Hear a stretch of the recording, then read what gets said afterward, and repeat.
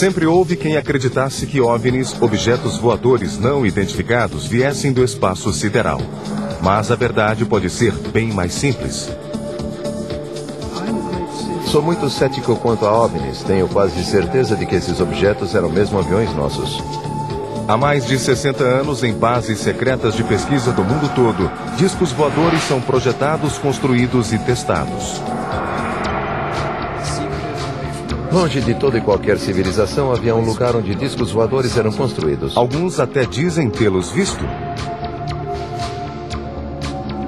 Não há dúvida nenhuma, eram discos voadores. Esta é a história secreta das tentativas de dominar a tecnologia dos discos voadores para produzir o melhor avião militar. Esses são os verdadeiros OVNIs. Arquivos extraterrestres. A história dos verdadeiros OVNIs começa na Alemanha nazista. A vitória na Segunda Grande Guerra parecia escapar às mãos alemãs, e os cientistas tentavam aperfeiçoar armas que pudessem fazer a guerra virar a favor de Hitler.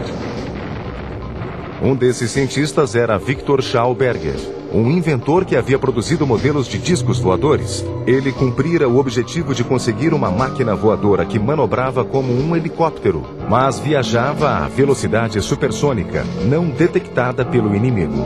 O veículo de Schauberger utilizava um redemoinho que produzia efeitos magnéticos e permitia a levitação. Victor foi reconhecido pelo governo alemão e até se encontrou com Hitler. Mais tarde foi alocado à SS e designado para trabalhar no desenvolvimento do conceito de disco voador. Ele trabalhou com um grupo de brilhantes engenheiros alemães que incluía Rudolf Schirriver, Andreas Epp e o Dr. Richard Mitz. Todos eles fizeram projetos muito avançados.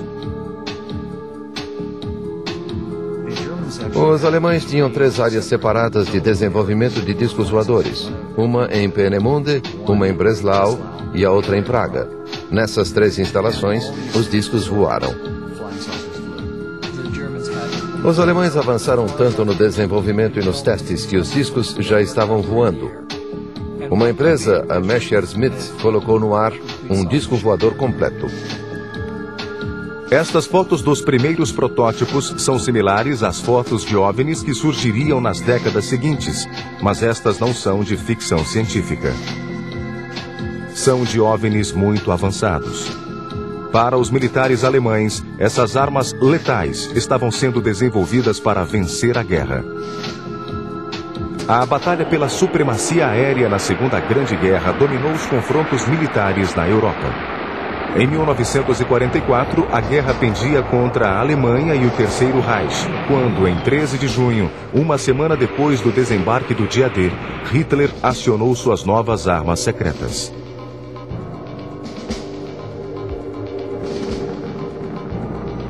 Por um período de 2 meses, milhares de bombas voadoras V1 atacaram Londres. Algumas foram derrubadas a partir do solo, outras pelo ar.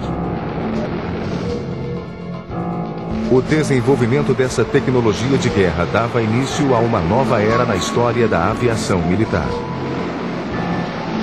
O uso da tecnologia de discos voadores para produzir máquinas ainda mais mortais seria o ponto culminante dessa pesquisa.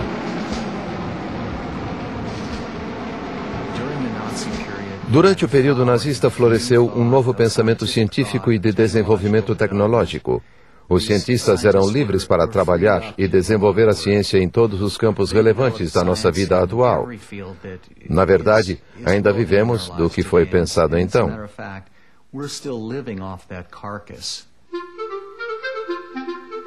Mas não havia nada de novo nos princípios básicos da tecnologia de foguetes. Desde os anos 20 e 30, houve uma série de tentativas pacíficas de uso de propulsão por foguetes na Europa e na América. Mas o que os nazistas faziam não era nada pacífico.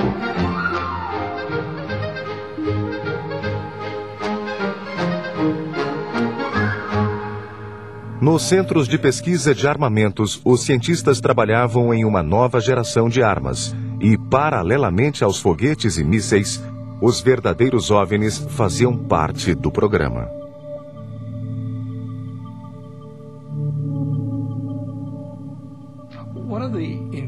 Uma das coisas mais impressionantes da Segunda Guerra foi o volume de tecnologia que os cientistas alemães desenvolveram para empregar no esforço de guerra. E isso incluía foguetes, incluía os motores a jato, mas também incluía um trabalho notável em termos de discos voadores. Mas o tempo estava se esgotando para Hitler e seus cientistas. Os aliados avançavam em todas as frentes e os alemães estavam em retirada. A tecnologia de discos voadores, bem como a de outras armas modernas de Hitler, chegaria tarde demais. Até o momento final da guerra, eles pareciam acreditar que essas superarmas, esses supersistemas, seriam capazes de, ao menos, deter os aliados e que seriam capazes de provocar um fim político para a guerra.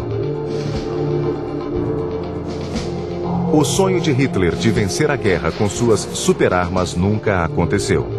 Em maio de 1945, a batalha final por Berlim começou e a guerra na Europa estava virtualmente terminada. Mas esse era apenas o começo da história dos verdadeiros OVNIs. Em 3 meses, a Segunda Guerra terminou de forma dramática e terrível. A 8h15 do dia 6 de agosto de 1945, o Enola Gay, um bombardeiro americano B-29, lançou a primeira bomba atômica em Hiroshima.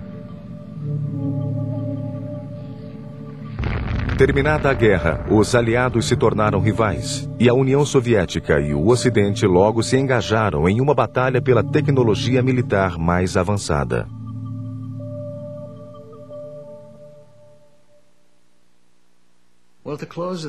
Com o final da Segunda Guerra, os antigos aliados se engajaram numa corrida para tomar a tecnologia alemã. Os americanos pegaram a tecnologia da complexa bomba V2 e os planos de muitos outros mísseis. Mas os russos capturaram os últimos modelos de aviões a jato alemães e grande quantidade de cientistas de foguetes. Mas a questão era quem iria capturar os cientistas de discos voadores. Os segredos dos foguetes e mísseis alemães não foram as únicas tecnologias a cair em mãos russas e americanas. A Guerra Fria estava para começar, e junto com a declarada corrida nuclear e a exibição de mísseis pesados, havia outra corrida em andamento, da qual o público nada sabia. Desta vez tratava-se da máquina voadora definitiva, um disco voador do mundo da ficção científica.